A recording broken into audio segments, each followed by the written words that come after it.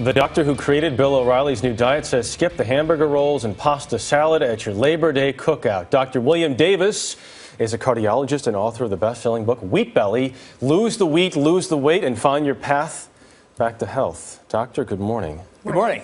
Happy Labor Day. You too. Why, in your estimation, is wheat so bad? It's not wheat. It's an 18-inch tall plant created by genetics research in the 60s and 70s. This thing has many new features nobody told you about, such as there's a new protein in this thing called gliadin.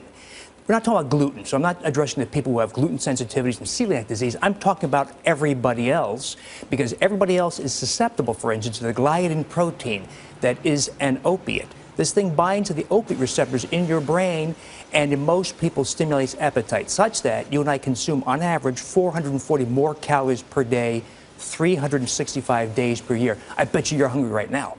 I'm always hungry right now. We did just the bagels on the front of the book here do look appetizing. That said, so it's not necessarily the wheat. It's the kind of wheat that we're eating. That's right. It's not the wheat that Mom had. It's not the wheat that Grandma had.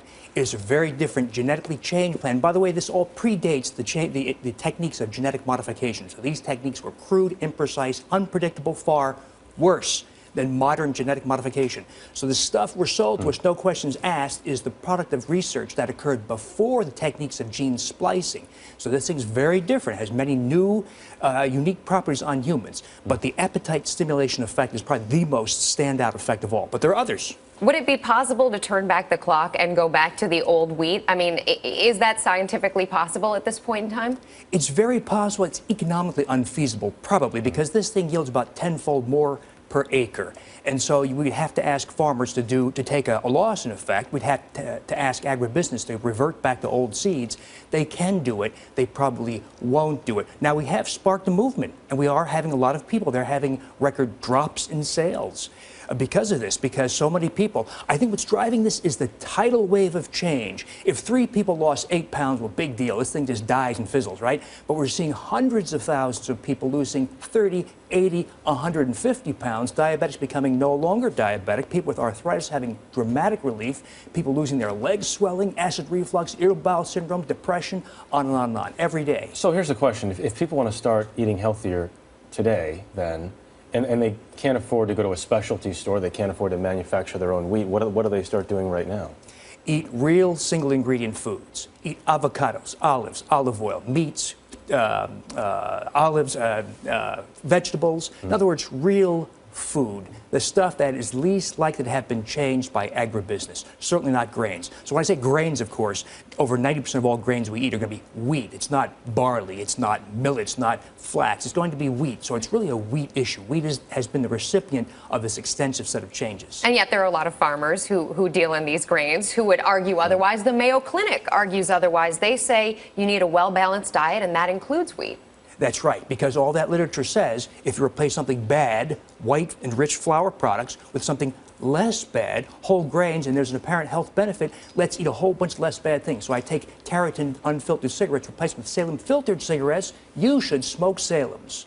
That is the logic of nutrition. It is a flawed, deeply flawed logic. What if we take the next step and say, let's eliminate all grains? What happens then? Particularly eliminate this modern thing created by genetics research called semi-dwarf wheat.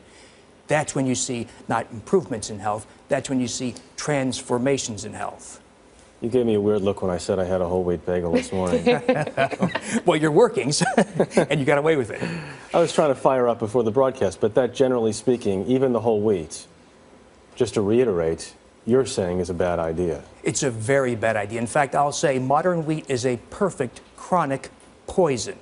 It causes diabetes, it causes inflammation, it causes heart disease, it causes high blood pressure. Just because whole grains are less harmful than white flour does not make it a good thing. So we've got to use a whole new brand of clear logic on this. If we eliminate grains, eliminate wheat really, specifically semi-dwarf, high-yield wheat, that's when we see transformations. That's when you see all the diabetics get rid of their drugs. That's when you see people with rheumatoid arthritis throwing away all their drugs for joint pain. That's where you see high cholesterol going away. You see incredible transformations in health. Food for thought? A lot of food for thought. Please avoid the breakfast tray in the green room if you would, Doctor. Thank you very much. Thank you.